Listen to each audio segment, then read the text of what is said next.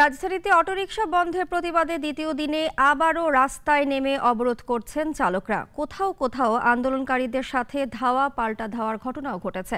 এদিকে হঠাৎ কর্মহীন হয়ে পড়া অটো চালকেরা কর্মসংস্থানের দাবি জানিয়েছেন সরকারের কাছে। সাইফুল শাহিনের রিপোর্টে বিস্তারিত। ব্যাটারি চালিত অটোরিকশা বন্ধের প্রতিবাদে আজও রাজধানীর কয়েকটি সড়কে অবস্থান নিয়েছেন চালকরা।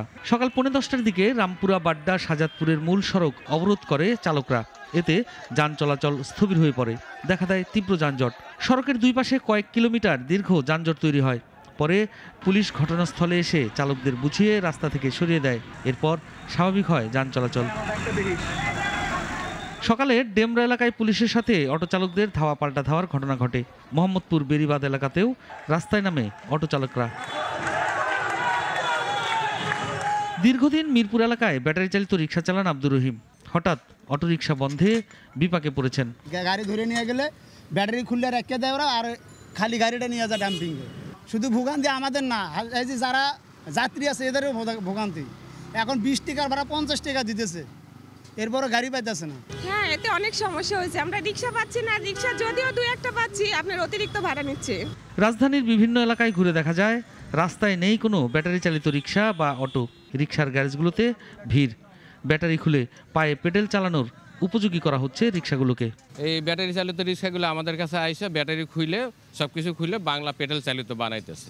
অনেক দিন থেকে পেডেল চালানোর পরে একটু মনে করলাম যে একটু সবাই চালায়, পায়ে রিক্সা ওঠে না, আমারও কষ্ট লাগে, উঠলাম তো আবার বন্ধ হয়ে যাচ্ছে। বেআইনি ছাড়া এরা আনলো কা, এই যে ব্যাটারি মোটর এরা আনলো কা, এরা নাম তো আমরা বানাইতাম না।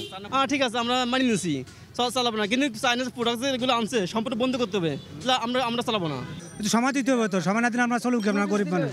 প্রতিবন্ধী অটো চালকরা বলছে তারা কোনো আন্দোলনে নেই, তারা যেন আগের মতো কাজ করে খেতে পারেন সেই দাবি তাদের। এই গাড়িগুলো আসলে আসলে প্রতিবন্ধীর জন্য, কিন্তু আজকে প্রতিবন্ধী না পাইরা মানে সবাই প্রতিবন্ধীর নামের উপরে ব্যবহার করতেছে। আমরা রাস্তা নেমে কোনো আন্দোলন করতে চাই না, আমরা কোনো ভাঙচুর করতে চাই না। আমরা যে চলতে পারি, আমাদের যে ফ্যামিলি চলতে পারে, এটা কর্মসংস্থায় আমরা চাই। এদিকে রবিবার যেসব জায়গায় আন্দোলনকারীরা অবরোধ সৃষ্টি করেছিল সেসব স্থানে সজাগ রয়েছে পুলিশ। অবরোধ রুখতে সাজোয়া যান নিয়ে তারা প্রস্তুত। সাইফুল শাহিন, নাগরিক, ঢাকা। একমাত্র ওয়ালটন এসি দিচ্ছে 1 বছরের রিপ্লেসমেন্ট গ্যারান্টি এবং কম্প্রেসারের 10 বছরের গ্যারান্টি।